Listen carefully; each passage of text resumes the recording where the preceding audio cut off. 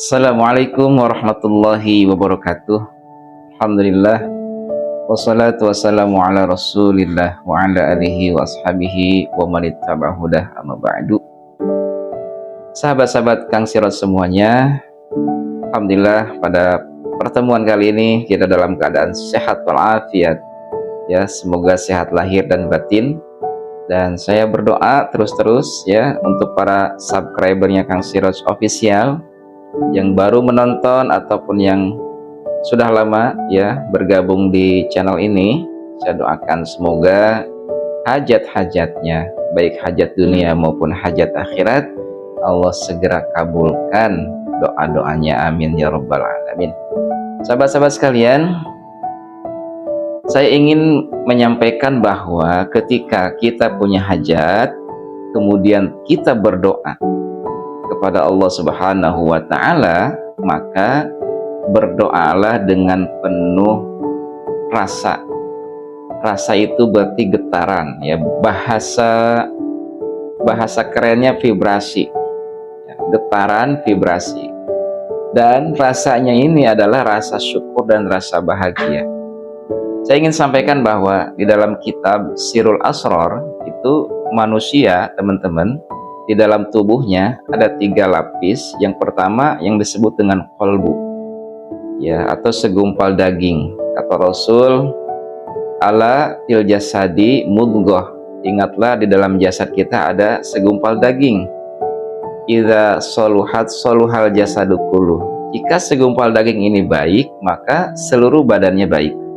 Wa idza fasadat fasadal jasadu kulluh, jikalau segumpal daging ini jelek maka seluruh tubuhnya jelek. Allah wahya al-qalbu, ingatlah segumpal daging itu adalah hati. Kemudian di dalam hati ya, di dalam hati itu maksudnya lebih dalam lagi, itu ada yang disebut dengan fuad. Fuad jamaknya afidah. Apa itu fuad atau afidah? Afidah itu ya tempat rasa itu ya.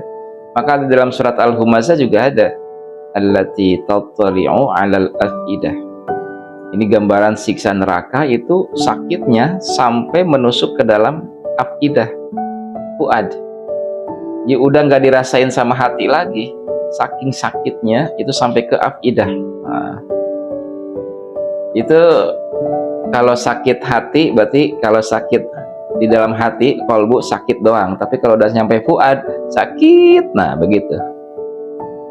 Kemudian ternyata di dalam fuad juga, teman-teman, ada yang disebut dengan nurani. Ini penjelasan Syekh Abdul Qadir Al-Jailani di dalam kitab Sirul Asrar. Nah, di dalam fuad itu ada nurani. Nur itu cahaya. Cahaya.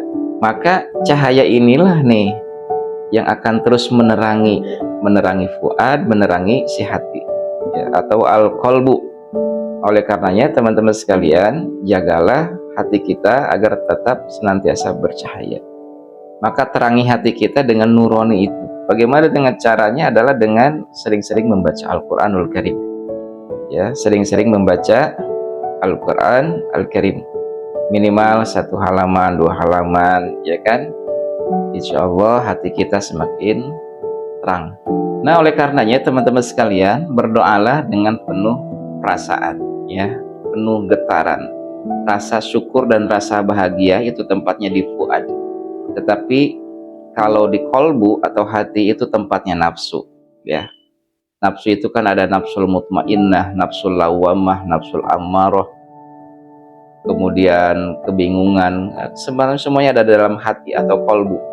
Tetapi di fuad ini adalah rasa syukur dan bahagia. Nah, biar hati kita terus terang, maka nurnya di dalam titik kecil itu atau hati kecil kita itu namanya nur, nurani, maka atau bahasa Indonesianya hati nurani. Maka kita senantiasa harus bercahaya ya. Nah, teman-teman sekalian, ini ada doa ya. Ada doa.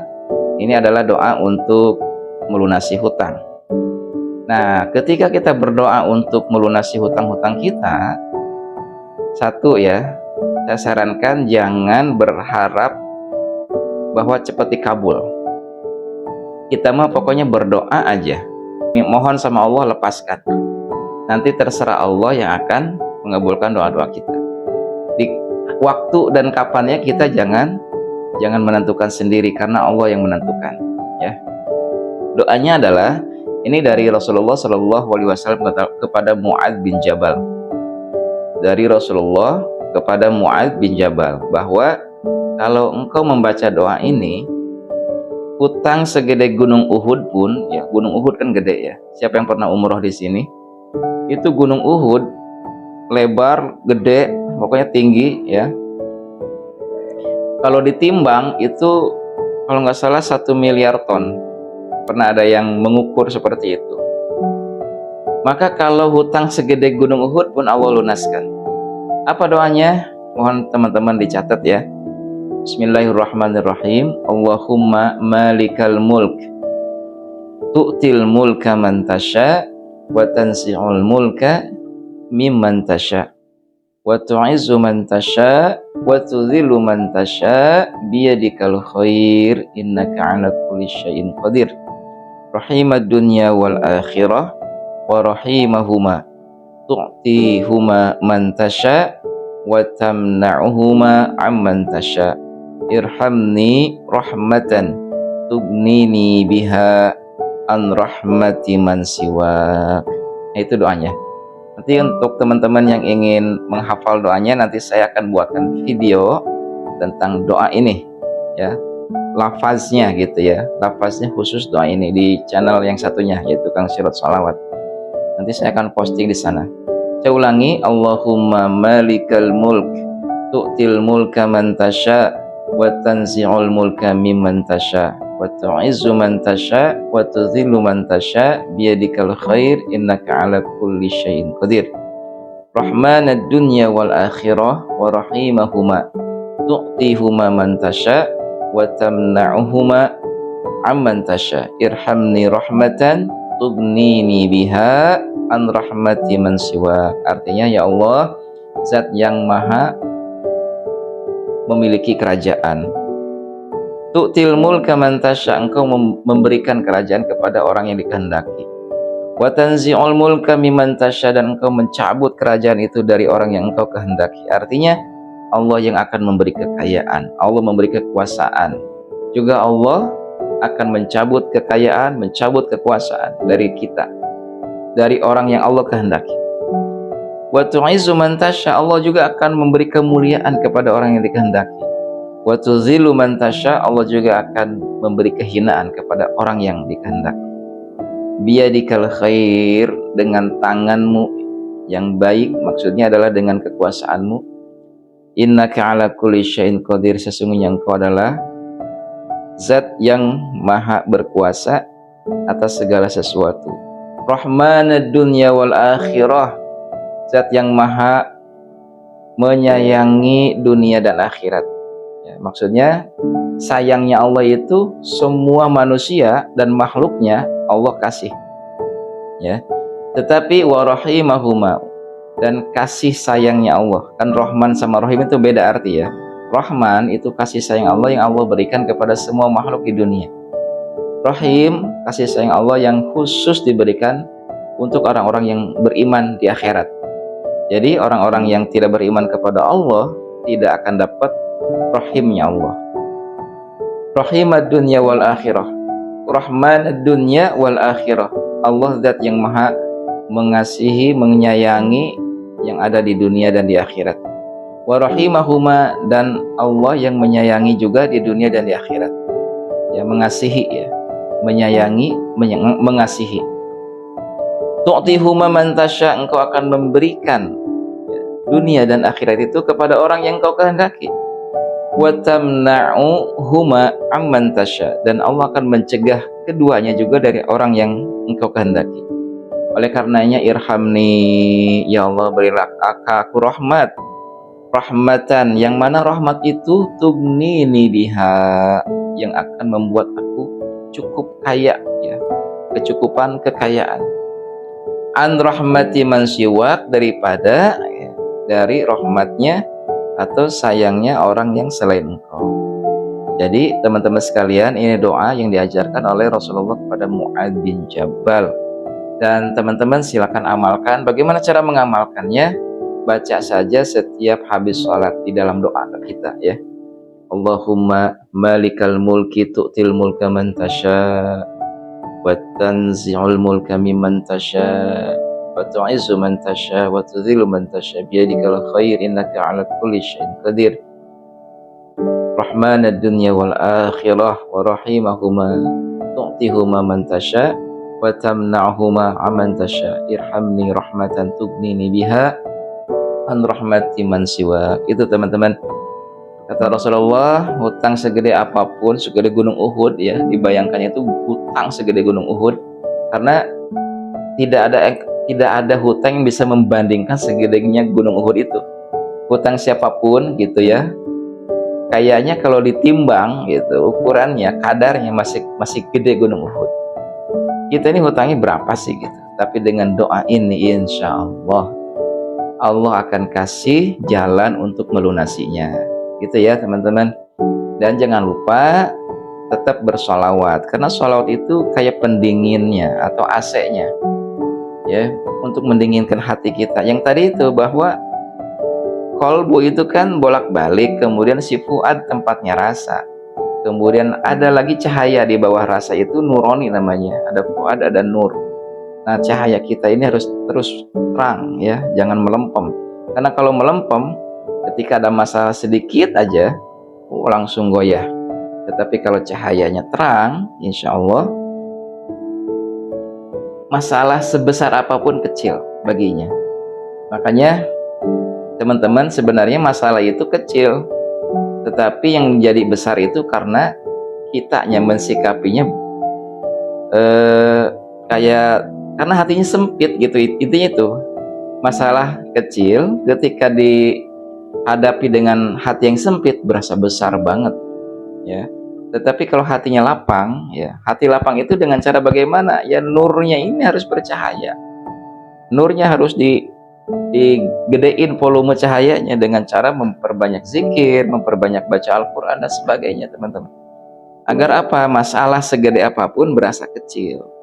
Coba lihat orang-orang Palestina ya, orang-orang Palestina itu masalahnya dibanding kita nih, makan minum kurang ya kan, tempat tinggal nggak ada, malam kedinginan, kemudian serangan bom sana sini, tapi mereka tuh tetap tersenyum, tertawa, riang, bahkan bisa menghafal Quran. Kita hidup di Indonesia ya, rumah nggak kehujanan, nggak kepanasan, kemudian makan bisa setiap hari ya, tapi ketika ada masalah sedikit aja nggak punya uang, ada tagihan, kok berasa gede banget gitu, galaunya itu curhat kemana-mana gitu ya. Kalau ada masalah tetangga semua tahu. Nah itu berarti hatinya sempit. Tapi kalau hatinya lapang, masalah segede apapun jadi kecil. Oleh karenanya teman-teman, justru jangan mencari solusi, jangan curhat kemana-mana, curhatnya ke Allah, terus perbaiki diri kita. Nah, di dalam tubuh kita ini ada namanya nuroni, ada cahaya yang harus kita nyalakan terus menerus.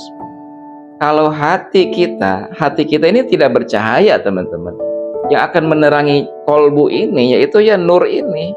Si nur akan memberikan cahaya kepada hati. Kalau hatinya terang, maka akan terbuka pikirannya ya, hatinya, pikirannya jadi terang, ide-ide banyak, dan akan nampak dari wajahnya juga berseri-seri. Beda dengan orang yang hatinya itu nggak bercahaya ya, nurnya itu hilang gitu. Maka seperti kuburan, kata Nabi, seperti kuburan, sepi, gelap, menyeramkan. Maka nampak dari wajahnya juga kusam, cara bicaranya juga kasar, berpikirnya pendek. Tapi orang yang hatinya bercahaya ya, karena diterangi oleh nur itu ya, maka nurani ini akan menerangi si fuad, dan si fuad juga akan memberikan ya panduan kepada kolbu. Ketika kolbu udah tenang nih, karena kolbu ini tempatnya nafsu teman-teman, nafsul mutmainnah. Ketika udah tenang nih, mutmainnah tuh tenang. Nah, ketika udah tenang, maka seluruh anggota tubuhnya, kata Rasul, karena idza saluhat saluhal jasadu kulluh. Ketika dia bagus, maka seluruh tubuhnya bagus. Tangannya bagus, lisannya bagus, pikirannya bagus, cara bertindaknya bagus, actionnya bagus. Mungkin kalau dalam bahasa orang-orang motivasi atau motivator, nuroni itu alam bawah sadar kali ya. Tapi menurut saya, ya, nuroni itu ya anugerah dari Allah yang harus kita jaga cahayanya. Dengan cara apa? Dengan cara memperbanyak zikir dan membaca Al-Quran. Zikir terbaik adalah membaca Al-Quran. Karena gini teman-teman, kalau kita sering baca Quran, pelan-pelan nih cahayanya naik. Seperti volumenya digedein. Baca lagi, naik lagi. Terus ketika terang benderang, maka hati kita juga akan tenang. Jadi hati itu seperti samudra yang kadang tenang, yang kadang berombak gitu loh. Badai. Nah, itulah hati. Makanya kan ada doa tuh untuk menenangkan hati. Ya muqallibal qulub, sabit qalbi ala dinik. Ya Allah, zat yang membolak-balikan hati, sabit qalbi, tetapkan hatiku dalam ketaatan dan keibadah kepadamu. Nah, teman-teman, nih hati ini harus dijaganya dengan apa? Dengan ini nih, cahaya dalam nuroni ini. Begitu kata Syekh Abdul Qadir Al-Jailani di dalam kitab Sirul Asrar, atau kitab rahasia di atas rahasia-rahasia. Oke teman-teman sekalian, semoga bermanfaat ya doa yang barusan, dan jagalah hati kita senantiasa bercahaya. Karena kalau hati bercahaya dengan cahaya nuroni ini ya, kemudian akan tumbuh cahaya keluar ya. Energinya positif. Maka kalau energinya positif, muncul aura positif. Kalau auranya positif, maka rezekinya juga akan datang. Jadi magnet uang. Nah, magnet uang itu teman-teman ya. Sebetulnya apa ya, ulama-ulama zaman dulu ya sudah membahas tentang itu. Tentang alam bawah sadar, tentang afirmasi dan sebagainya. Afirmasi itu teman-teman hanya nyampe ke kolbu yang segumpal daging itu. Afirmasi itu hanya sampai situ. Memberikan masukan ke dalam hati. Aku hebat, aku kuat, hanya sampai hati. Makanya ketika kita sholat, kenapa harus dilafazkan niatnya? Sunnah hukumnya. Usolli fardhal maghribi salasa raka'atin. Seperti itu ya. Kemudian Allahu Akbar. Itu untuk memberitahu ke hati bahwa kita mau sholat nih. Ngasih tahu ke hati. Biar apa? Biar tenang hatinya. Biar tahu. Ya afirmasi, tapi ulama dulu teman-teman bukan ke hati doang, ada fuad, ada nuroni. Fuad itu tempatnya rasa, syukur, bahagia, tawakal, harap, ya roja, itu di fuad namanya. Maka kalau ada syukur, bahagia, rasa syukur, tawakal, sabar, itu ada di fuad, maka harus senantiasa dikasih cahaya teman-teman, yaitu ada di nuroni ini. Oke teman-teman, semoga bermanfaat video ini. Tetap semangat, semoga Allah mudahkan segala urusannya, dan dekatkanlah diri kepada Allah Subhanahu wa Ta'ala. Perbaiki diri kita dulu ya, perbaiki diri kita, kemudian kita mendekat kepada Allah Subhanahu wa Ta'ala. Sekian, wallahu a'lam bishawab. Assalamualaikum warahmatullahi wabarakatuh.